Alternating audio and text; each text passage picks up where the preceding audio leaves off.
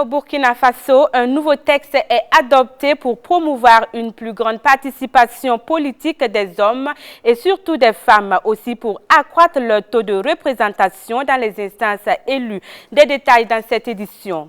Le président burundais Pierre Nkurunziza est visiblement en train de prendre toutes les dispositions nécessaires pour bénéficier d'une belle retraite.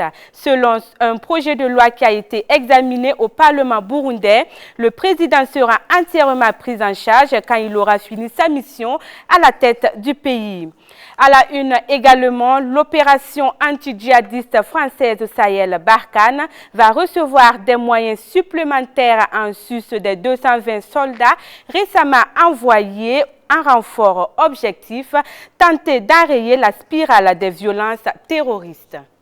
Bonjour à tous et à toutes. Débutons cette édition avec la lutte contre l'insécurité dans le Sahel. Le chef d'état-major des armées françaises, le général François Lecointre, a indiqué que des renforts supplémentaires seront envoyés au Sahel lors d'une rencontre avec l'association des journalistes de défense. Ces militaires viendront en sus du renfort des 220 soldats annoncés par Emmanuel Macron lors du sommet de Pau. Le volume et le détail de ces nouveaux effectifs n'ont pas été précisés. Le général Lecointre attend aussi beaucoup de Takuba, les forces spéciales européennes chargées d'accompagner les armées locales au combat.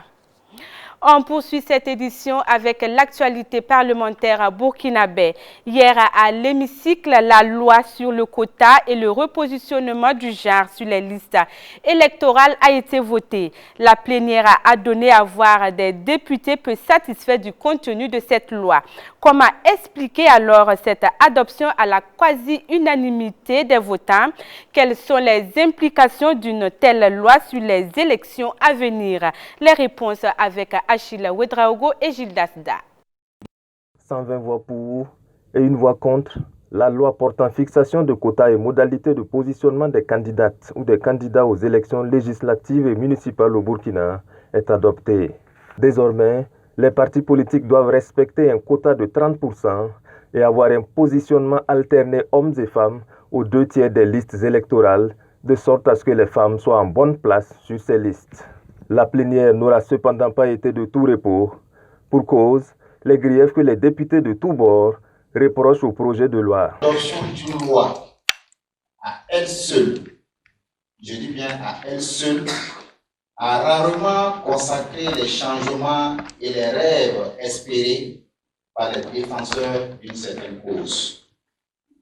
Une loi adoptée après les premiers instants d'euphorie se révèle plus tard comme une cinglante désillusion si des mesures consistantes à valeur éducative et pédagogique ne sont engagées pour porter l'effectivité de la dite loi. À l'heure où je vous parle, nous avons 170 partis qui sont régulièrement connus au Burkina Faso. 170. Et sur les 170 partis, seuls 5 sont dirigés par les femmes. Ça veut dire que, à partir de cet exemple seulement, vous comprendrez, comme dirait beaucoup ici, que la loi seule ne peut pas régler ça, il faut aussi un changement de mentalité. Autre question au centre des discussions, le surplus de financement de 20% pour les partis qui vont respecter les dispositions de cette loi. Cet article a créé confusion et quiproquo dans l'hémicycle et le ministre Sawadogo de donner plus de détails. On dit, si tu ne respectes pas, tu perds 20% de ton financement. Ça c'est négatif. Tu perds 20% de ton financement. Ça c'est négatif. Supposons que c'est 500 millions que l'État a prévu pour la campagne à distribuer aux partis prenants. Donc, et maintenant, la ligne de précis que le surplus de financement représente 20%. Et ce 20% de 500 millions, à titre d'exemple, est de 100 millions. Si vous êtes 20 partis qui avez respecté les dispositions de la loi, donc les listes alternées, donc le poids au 2/3, donc à ce moment-là, vous ferez partie de ceux qui vont bénéficier. Mais si vous ne respectez pas, la sanction, c'est que vous ne bénéficiez pas de ça. Voilà, c'est aussi simple que ça. La loi sur le quota genre est le fruit de longues négociations issues du dialogue politique de 2019. Si elle semblait manquer de courage pour bon nombre d'élus, le vote massif de cette loi s'explique par les consignes de vote données par les différents partis politiques. Dans l'hémicycle, de nombreuses associations féminines étaient venues assister au débat général pour le vote de cette loi. Hier, mercredi, également, le Maroc a intégré les eaux du Sahara occidental dans son espace maritime. Deux lois qui vont élargir sa compétence juridique sur cette ancienne colonie espagnole au statut toujours indéfini et adopté. Avant l'adoption du texte au Parlement à Rabat, le ministre des Affaires étrangères Nasser Bourita déclare que ces lois visent à réactualiser l'arsenal juridique national en phase avec la souveraineté totale du royaume sur ses frontières effectives terrestres et maritimes. La question du statut du Sahara occidental, toujours considéré comme un territoire non autonome par l'ONU, en l'absence d'un règlement définitif, oppose depuis des décennies le Maroc au Front Polisario qui milite pour l'indépendance et réclame un référendum d'autodétermination. Autre point dans cette édition, c'est une retraite dorée qui se profile à l'horizon pour le président burundais. Selon certains articles de la nouvelle loi adoptée par les députés burundais mardi dernier, tout ancien président élu au suffrage universel à la retraite aura droit à une allocation unique d'1 milliard de francs burundais, soit plus de 300 millions de francs CFA. Il aura également droit à une villa de très haut standing construite sur les fonds publics dans la localité de son choix. Le président burundais réaffirme son ambition de ne pas se représenter à la prochaine présidentielle. Bien que la constitution de 2018 lui ouvre la voie, le chef d'État de 55 ans veut donc prendre sa retraite. Son actuel mandat prendra fin en mai 2020. Retour au Burkina Faso. Le Conseil des ministres s'est tenu hier à Ouagadougou en séance ordinaire. C'était sous la présidence de Roch Marc Christian Kaboré, président du Faso et président du Conseil des ministres. Au terme, Rémi Dandjinou, porte-parole du gouvernement, s'est prononcé sur le cas Djibril Bassolé. En ce qui concerne le cas de M. Djibril Bassolé, je pense que vous avez suffisamment d'informations là-dessus. C'est un dossier qui suit. Je voudrais rappeler simplement que l'évacuation a déjà été faite une fois, donc le gouvernement n'est nullement, en tout cas, opposé à une évacuation. Si elle doit se faire, je crois qu'elle se fera dans le respect des procédures qui sont certainement en cours à ce niveau-là. Au cours de ce traditionnel Conseil des ministres également, des décisions ont été prises. Parmi elles, une relative aux cantines scolaires. Cette décision vise donc à rendre ces cantines plus fonctionnelles et dynamiques grâce à quelques réformes. Yéli Clarassou nous en dit plus. Assurer à chaque enfant en âge scolaire au moins un repas équilibré par jour. Voici l'ambition qu'affiche le gouvernement. Un comité de coordination va s'atteler à la mise en œuvre de cette initiative présidentielle. Sa composition et son fonctionnement viennent d'être fixés par décret pris par Conseil des ministres. Il s'agit d'une réforme qui consiste à fournir les cantines scolaires en denrées alimentaires issues des productions locales. C'est une innovation parce qu'elle établit un lien important entre les cantines scolaires et la production endogène des denrées alimentaires. Elle doit permettre donc de lever les principales contraintes de valorisation des produits locaux pour une bonne alimentation et une bonne nutrition à travers les cantines scolaires et donc faciliter une meilleure performance scolaire des enfants.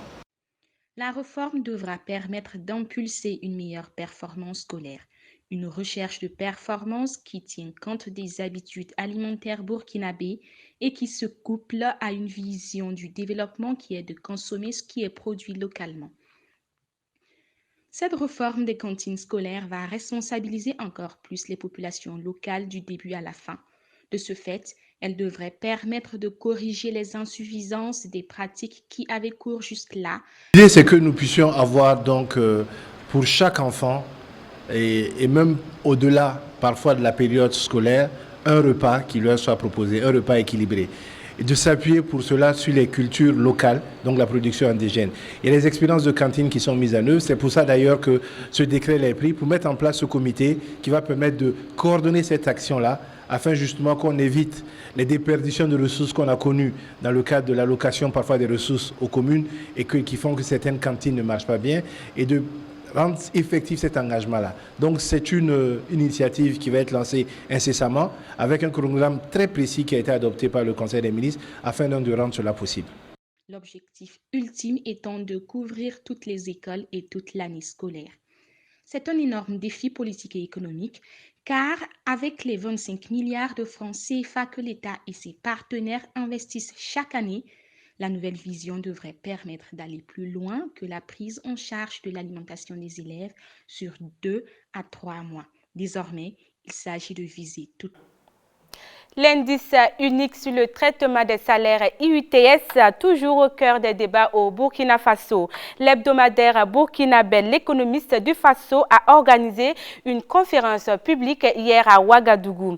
Placée sous le thème IUTS et justice fiscale, regard croisé entre contribuables, universitaires et praticiens. L'objectif est donc d'éclairer la lanterne des citoyens sur les notions de la justice et l'équité fiscale. Bachirou Sawadogo et Ahmed Nanema nous font le point de cette conférence publique.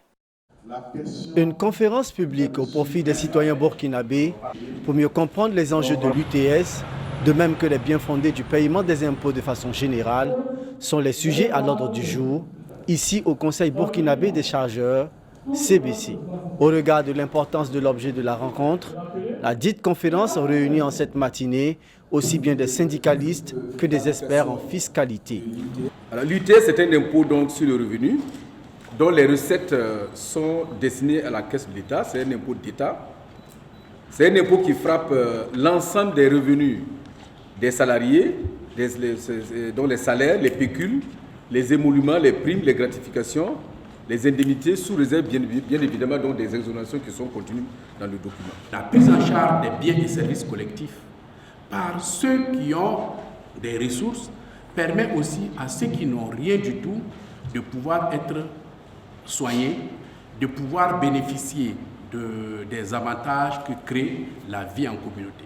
Donc nous mettons notre argent en commun pour que nous puissions tous en jouir et en jouir paisiblement. La coalition des syndicats libres et indépendants entend faire des propositions de sorte que l'intérêt général prime. Nous allons demander des aménagements. Ça aura l'avantage que chacun reste dans la loi et nous allons maintenant demander des aménagements qui sont des exonérations, qui sont des exceptions au principe de l'impôt qui veut dire pas de revenus sans impôt. Voilà nous notre position au niveau de notre coalition.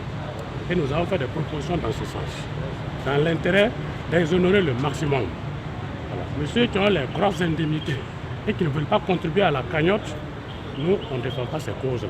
Nous vendons la cause générale. Pour les organisateurs, cette conférence vient à point nommé, vu l'actualité de la thématique abordée. On a saisi l'actualité, ça aurait pu être sur l'écho, sur un autre sujet, mais comme c'est l'actualité, on a préféré parler de l'UTS et de justice fiscale pour améliorer la compréhension des uns et des autres. Nous, aujourd'hui, avec les techniciens, on a appris, on a vu aussi le point de vue du public, ce qu'ils comprenaient par rapport à cette problématique. Et moi, personnellement, aujourd'hui, je viens d'apprendre que ce n'est pas un nouvel impôt, que ça existe, mais ce n'était pas appliqué et que au nom de la justice fiscale ou de l'équité, il faudrait trouver le moyen de voir comment chacun peut payer l'impôt en fonction de sa capacité de revenu. L'UTS existe depuis l'ordonnance numéro 7043 du 17 septembre 1970. L'Union d'action syndicale, l'UAS, réclame cependant la relecture de l'article 57 du Code des impôts en vue de l'exonération de l'UTS sur les primes et indemnités des travailleurs du public, du parapublic et du privé. Avant de refermer cette édition, sachez que c'est la fin des grèves des médecins au Zimbabwe. Une grève qui dure depuis plus de 4 mois. Les jeunes médecins du Zimbabwe vont reprendre le travail après avoir accepté une offre du milliardaire zimbabwéen des télécommunications. Masiyiwa, puisque c'est de lui dont il s'agit, a accepté de payer les salaires des médecins pour en finir avec cette grève, une grève qui a été l'une des plus longues de l'histoire du pays et qui a mis à genoux un système de santé publique déjà en difficulté. L'entreprise du milliardaire versera à chaque médecin une indemnité de subsistance d'environ $300. Un moyen de transport sera fourni pour se rendre au travail grâce à un fonds qu'il a lui-même créé. La plupart des médecins en grève gagnaient moins de $100 par mois. Voilà, c'est ce qui met fin à cette édition. Dès demain, Alain Koulibaly sera avec vous pour d'autres actualités. À bientôt.